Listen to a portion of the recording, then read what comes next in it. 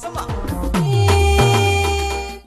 To ni ba abin da zan ce da ke kin yi mun komai, sanki ya riga ya ɗaura zuciya kamar gwarmai. Dubi kyan da Allah ya yi miki sai ki gode mai, idan kina kallo na kasa yin komai. Nazari a koyaushe tunaninki yana mai waka mahallo na gidan ku kai ni yar baba. Sama in kin yi lafazi na kan ji daɗi, har in rikice in hau zumudi.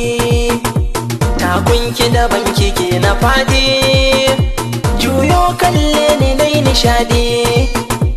Ai dole a kanki in ta kauɗi, dau sirri na ki adana bani na ki zana yodar ba.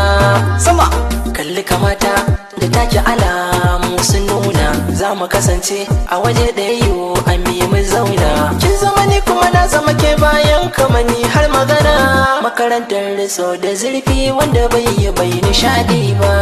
Sama sakon zuciya na ɗauko akan ki zana furto. Albishirin ki bani san gora kunnen ki zaki kwanto.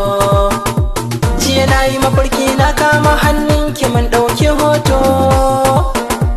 Mafarki na da rayuwar da muke kamar su bata canja ba. Sama kalli rawar da na yi domin ki san ki ne ya jawo. Ko kin yi fushi kyau kike yi diyar da ba ta yawo.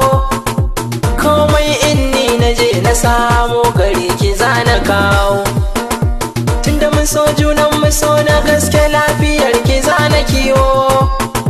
To a kwana a tashi inda muna tare za a ce da ni baba. Sama na yi jefa ke makin jefa mun samu ɗaya.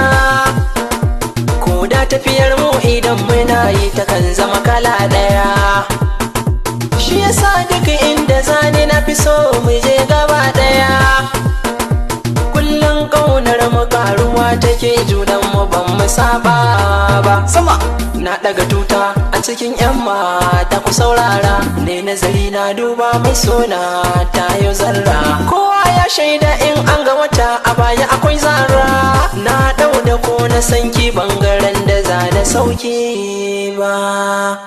Ki so ni kamar yadda nake sanki.